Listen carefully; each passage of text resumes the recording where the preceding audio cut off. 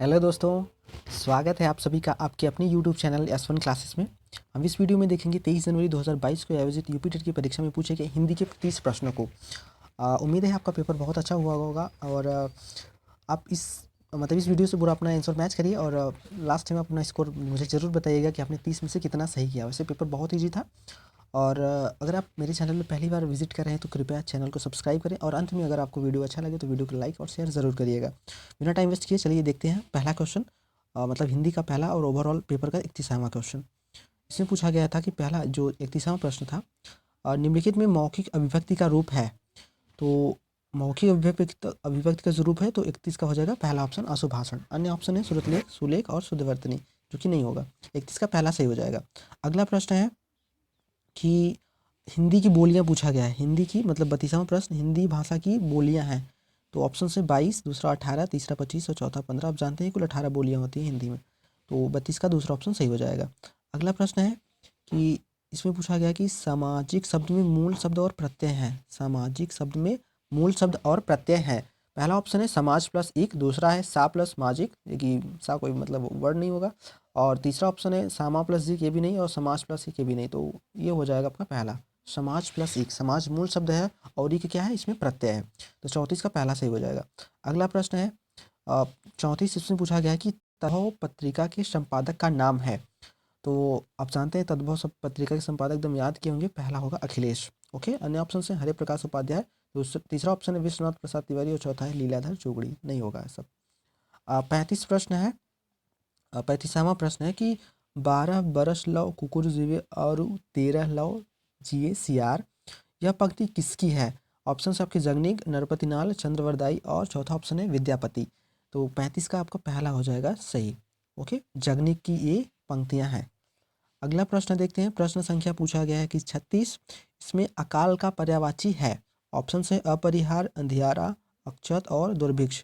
तो इस प्रश्न का जो करेक्ट आंसर हो जाएगा ऑप्शन नंबर 4 हो जाएगा, दुर्भिक्ष। ओके, अगला प्रश्न देखते हैं। प्रश्न संख्या 37, इसमें पूछा गया कि निम्नलिखित वाक्य में कौन सा मिश्र वाक्य है। पहला ऑप्शन है क्या अध्यापकों के सम्मुख छात्र पढ़ते हैं। दूसरा ऑप्शन है अध्यापक देखते हैं कि छात्र पढ़ते हैं।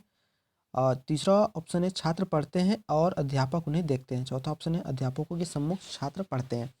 तो मिश्र वाक्य जो है वो दूसरा ऑप्शन सही हो जाएगा, अध्यापक देखते हैं कि छात्र पढ़ते हैं। 37 का दूसरा ऑप्शन सही हो जाएगा। अगला प्रश्न देखते हैं। प्रश्न संख्या 38, जिसकी पूर्व से कोई आशा न हो के लिए एक शब्द है। ऑप्शन पहला अनाहुत, दूसरा ऑप्शन है अपरिमेय, तीसरा अप्रत्याशित और चौथा प्रत्याशा। तो इसका जो करेक्ट आंसर हो जाएगा वो हो जाएगा ऑप्शन नंबर 3 अप्रत्याशित।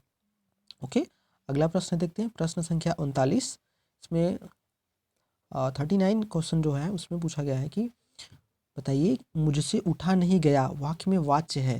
पहला ऑप्शन है इनमें से कोई नहीं, दूसरा है भाववाच्य, तीसरा ऑप्शन है कर्म और चौथा कर्तव्यवाच्य। पिछले पेपर में भी वैसा क्वेश्चन पूछा गया था, मुझसे उठा नहीं जाता में कौन सा वाच्य है, भाववाच्य। मुझसे खेला नहीं जाता, उससे रहा नहीं जाता, ये सब में भाववाच्य होता है। तो 39 का दूसरा ऑप्शन सही हो जाएगा।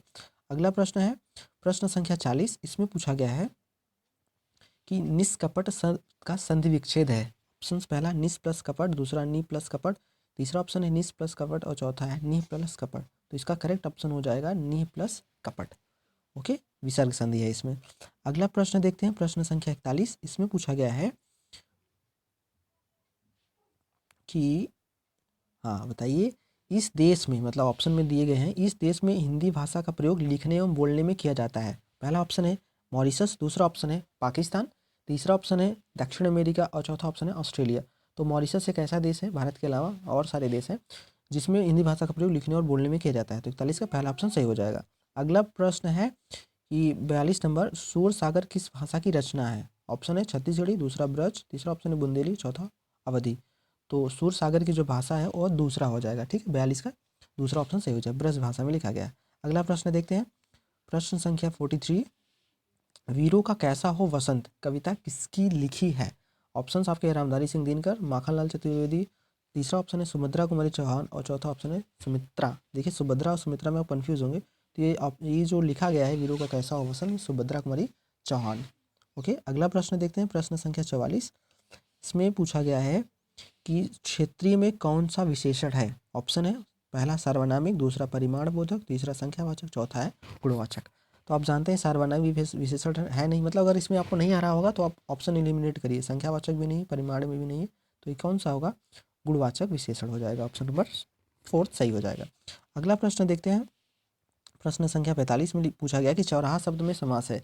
ऑप्शन आपके अव्ययी भाव समास, दूसरा है द्विगु समास, तीसरा ऑप्शन है द्वंद्व समास और चौथा है कर्मधारय समास। तो आप जानते हैं कि चौराहा में कौन सा समास है? द्विगु समास, तो सही हो जाएगा। अगला प्रश्न है प्रश्न संख्या 46। इसमें आपसे पूछा गया कि निम्न में से किस शब्द की वर्तनी सही है? तो जो सही अब वर्तनी है वो हो जाएगा तीसरा, अनुगृहित। ओके। अगला प्रश्न है 47। निम्नलिखित में शुद्ध शब्द है। तो आप जानते हैं शुद्ध शब्द कौन लिखा है? तीसरा है, पैतृक। ओके, तो 47 का तीसरा ऑप्शन सही हो जाएगा। अगला प्रश्न देखते हैं। प्रश्न संख्या 48। इसमें पूछा गया है कि श ध्वनि का उच्चारण स्थान क्या है? तो आप जानते हैं श ध्वनि का जो उच्चारण स्थान है वो है तालु। दूसरा ऑप्शन सही हो जाएगा इसका। ओके, अन्य ऑप्शन से दंत तालु और मूर्धा और दंत नहीं होगा। श का ध्वनि स ध्वनि का उच्चारण स्थान हो जाएगा तालु।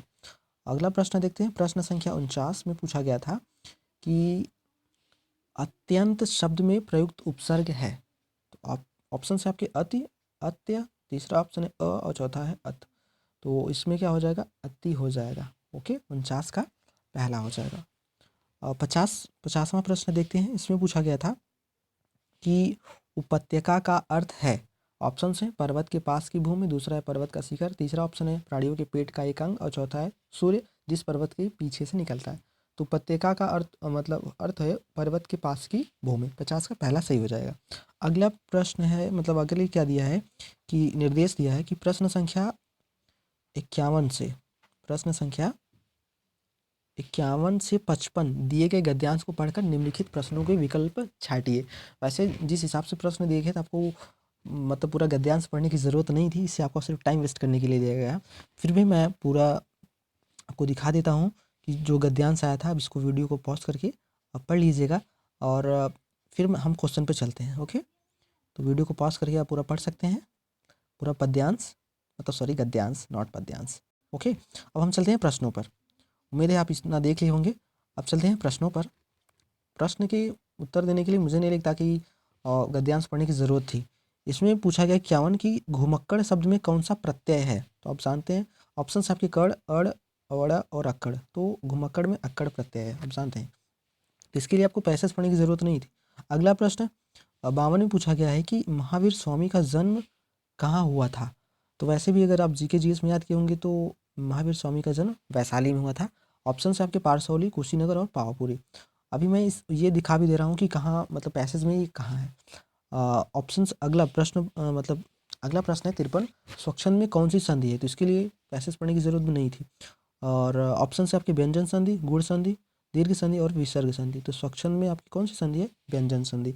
अगला प्रश्न देखते हैं कि इसमें पूछा गया कि महात्मा बुद्ध ने जब बुद्धत्व प्राप्त किया था तब उनकी अवस्था कितनी थी? ये आप पैसेज में पढ़ लेंगे तो आप आंसर हो जाएगा 35 वर्ष। ओके, और अगला प्रश्न है कि श्रुति धर्म का क्या अर्थ है? 55वां प्रश्न था, श्रुति धर्म का क्या अर्थ है? तो ऑप्शन से आपके वैदिक धर्म, दूसरा ऑप्शन है मुस्लिम धर्म, तीसरा बौद्ध धर्म, चौथा जैन धर्म। तो श्रुति धर्म का जो अर्थ होता है वो होता है वैदिक धर्म। ओके, अब आप देखना चाहेंगे कि मतलब महात्मा बुद्ध वाला और ये महावीर स्वामी का जन्म कहाँ, मतलब पैसेज में कहाँ है? तो मैं दिखा देता हूँ आपको। यहाँ देखिए, एज वाला तो यहाँ दिया गया है कि 35 वर्ष की आयु में उन्होंने बुद्धत्व प्राप्त किया था। और आपका वो दिया है कि जन्म कहाँ हुआ था, वो कहाँ दिया है? यस, यहाँ दिया है, देखिए वैशाली में जन्म लिया। इतना बड़ा पैसे सिर्फ आपका टाइम वेस्ट करने के लिए दिया गया था। तो चलिए अगला प्रश्न देखते हैं हम। हमारा हो गया था कहाँ तक? 55 तक हो गया था। अब 56 प्रश्न देखते हैं। ओके, 56 पूछा गया कि अंग का उच्चारण स्थान होता है। तो पहला ऑप्शन है कंठ तलव्य, दूसरा मूर्धन्य, तीसरा ऑप्शन है कंठोष्ठ और चौथा ऑप्शन है नासिक। तो नासिक ही सही हो जाएगा। अंग नासिक क्या होता है? उच्चारण स्थान। अगला प्रश्न है 57। 4 गज मलमल में कौन सा विशेषण है? तो 4 गज मलमल ऑप्शन से आपके सर्वनामिक, दूसरा है परिमाण बोधक, तीसरा ऑप्शन है गुणवाचक और चौथा संख्यावाचक। तो आप जानते हैं 4 गज ये एक मतलब संख्या को नहीं रिप्रेजेंट कर रहा है, ये एक परिमाण को रिप्रेजेंट कर रहा है। ठीक है, तो इसलिए 57 में दूसरा ऑप्शन सही हो जाएगा, परिमाण बोधक। अगला प्रश्न देखते हैं कि पूछा गया है कि 58 में समास का विलोम क्या होता है। ऑप्शन है आपके साहसिक, दूसरा समस्या, तीसरा है सामासिक और चौथा है व्यास। तो समास का जो विलोम होता है वो व्यास होता है, तो 58 का चौथा ऑप्शन सही हो जाएगा। अगला प्रश्न देखते हैं, प्रश्न संख्या 59। इसमें पूछा गया कि शून्य का तत्सम रूप क्या होगा। तो ऑप्शन है शून्य, दूसरा शून्य, तीसरा शून्य और चौथा शून्य। तो शून्य का जो होता है तत्सम रूप वो होता है शून्य, तो 59 का पहला सही हो जाएगा। अगला प्रश्न है कि आपका इसमें पूछा गया है कि आँख की किरकिरी होने का अर्थ है, मतलब मुहावरा है उसका अर्थ पूछा गया है। और पहला ऑप्शन है बहुत प्रिय होना, दूसरा ऑप्शन है कष्टदायक होना, तीसरा ऑप्शन है धोखा देना और चौथा ऑप्शन है अप्रिय लगना। तो आँख की किरकिरी होना मतलब ही होता है अप्रिय लगना। ओके, ये रहे आपके हिंदी के 30 प्रश्नों को उत्तर। आप मैच करके अपना आंसर ज़रूर कमेंट करिएगा, और वीडियो अच्छा लगा हो और इससे आपको कुछ हेल्प मिली हो तो वीडियो को लाइक करें, अपने दोस्तों के साथ ज़रूर शेयर करिएगा और चैनल को सब्सक्राइब अवश्य करें। ओके, वीडियो देखने के लिए आपका बहुत बहुत धन्यवाद। और हाँ, अगर आप मेरे टेलीग्राम चैनल से जुड़ना चाहते हैं तो डिस्क्रिप्शन में लिंक दिया है और आप वहाँ से मेरे टेलीग्राम चैनल पे भी जुड़ सकते हैं। वीडियो देखने के लिए आपका बहुत बहुत धन्यवाद। थैंक्स।